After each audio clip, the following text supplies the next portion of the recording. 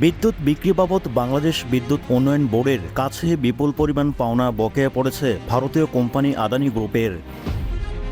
এ বিল পরিশোধে এরই মধ্যে বাংলাদেশের অন্তর্বর্তী সরকারকে সতর্কবার্তা দিয়েছে আদানি। আদানি ছাড়াও ভারত থেকে দেশটির সরকারের সঙ্গে বাংলাদেশের দ্বিপক্ষীয় বিদ্যুৎ বাণিজ্যিক চুক্তির আওতায় আনা হচ্ছে আরও 1160 মেগাওয়াট বিদ্যুৎ। সেখানেও বকেয়া পড়ছে। এই বিপুল পরিমাণ বকেয়ার কারণে ভারত থেকে বিদ্যুৎ আমদানি ও সরবরাহ ব্যবস্থায় বিঘ্ন এমনকি বন্ধ হয়ে পড়ার আশঙ্কা দেখা দিয়েছে। এদিকে বিডিপির কর্মকর্তারা বলছেন, দেশটি থেকে সরবরাহ বন্ধ হয়ে গেলে জরুরি ভিত্তিতে তাৎক্ষণিকভাবে পরিস্থিতি মোকাবেলার মতো সক্ষমতায় বিদ্যুৎ কেন্দ্র বাংলাদেশে আছে। যদিও আশঙ্কা রয়েছে এগুলো চালানোর জন্য পর্যাপ্ত জ্বালানি সংস্থা নিয়ে এ ধরনের সমস্যা দেখা দিলে জ্বালানি সংকটের কারণে বিডিপি তা তাৎক্ষণিকভাবে মোকাবেলা করতে পারবে কিনা সে বিষয়ে বড় ধরনের সংশয় রয়েছে বলে মনে করেন বিশেষজ্ঞরা। বাংলাদেশে বিদ্যুৎ চাহিদা গড়ে 14,000 মেগাওয়াটের আশেপাশে।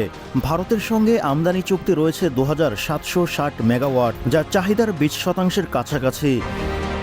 এর মধ্যে আদানি গ্রুপ ও ভারত সরকারের সঙ্গে G2G চুক্তির আওতায় প্রতিবেশী দেশটি মোট 2,760 মেগাওয়াট আসার কথা।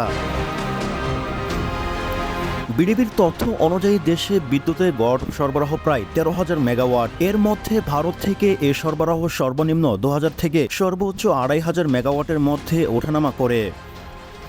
কিন্তু এরই মধ্যে আদানি গ্রুপের পক্ষ থেকে বলা হয়, বাংলাদেশে বিদ্যুৎ বিক্রি বাবদ কোম্পানিটির পাওনা বৃদ্ধি পেয়েই চলছে। এই পরিস্থিতিকে ব্যবসা চালানোর জন্য টেকসই নয় বলে মনে করেন আদানি গ্রুপ। টিম টিআরসি হৃদয়ে ধারণ করে বাংলাদেশ, দ্য রিয়েল কনসালটেশন, স্বচ্ছ ভ্যাট আইনে দক্ষ ন্যায্য ভ্যাট প্রদানে।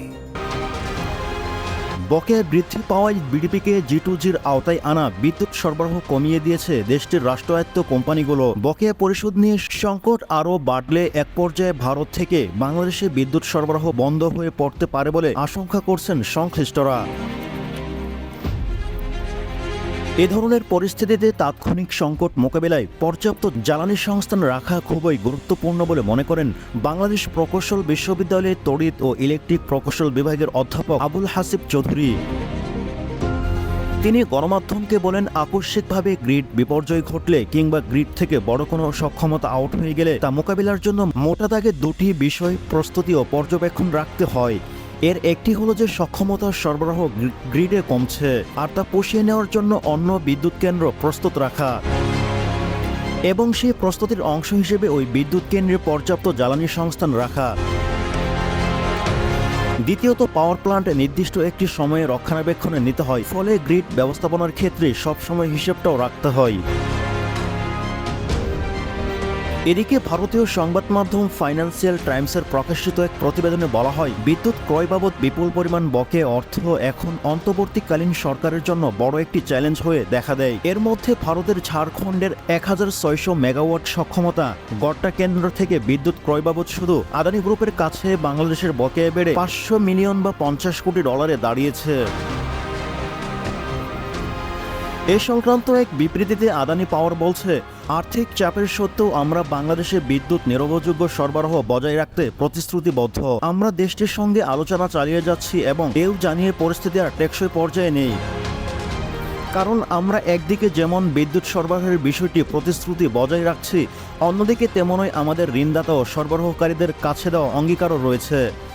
বাংলাদেশ বিদ্যুৎ সংক্রান্ত মোট দায়ের পরিমাণ এখন $370 কোটি দাঁড়িয়েছে। এ বিষয়ে জ্বালানি উপদেষ্টা ফাউজুল কবির খান ফাইন্যান্সিয়াল টাইমসকে বলেছেন, আদানি বাংলাদেশের কাছে $80 কোটি পায়, তার মধ্যে $49 কোটি 20 লাখ পরিশোধ বিলম্বিত হয়েছে। এদিকে আদানি পাওয়ারের বাইরে বাংলাদেশ G2G চুক্তির আওতায় ভারত থেকে 1,160 মেগাওয়াট আমদানি চুক্তি রয়েছে। এই বিদ্যুৎ আমদানিতেও বিপুল পরিমাণ বকেয়া রয়েছে। এমনকি ত্রিপুরা দিয়ে আসা 160 মেগাওয়াট বিদ্যুৎ আমদানির বিল পরিশোধ করতে না পারায় এরই মধ্যে বিদ্যুৎ সরবরাহ কমিয়ে দিয়েছে ত্রিপুরার বিদ্যুৎ সরবরাহকারী company Tripura state electricity corporation limited. Bharat থেকে আদানির মাধ্যমে আমদানিকৃত বিদ্যুতের বেশিরভাগ দেশের উত্তরাঞ্চলে সরবরাহ করা হচ্ছে। ওই অঞ্চলে মুহূর্তে বড় সক্ষমতায় তেমন কোনো বিদ্যুৎ কেন্দ্র নেই, ফলে কোনো কারণেই আমদানি বিদ্যুৎ সরবরাহ কমে গেলে সেখানে সরবরাহ করতে হবে জ্বালানি ভিত্তিক বিদ্যুৎ কেন্দ্র চালিয়ে। কিন্তু এখন পর্যন্ত জ্বালানি সংস্থান নেই বললেই সংশ্লিষ্ট সূত্র থেকে এমনটি জানা যায়।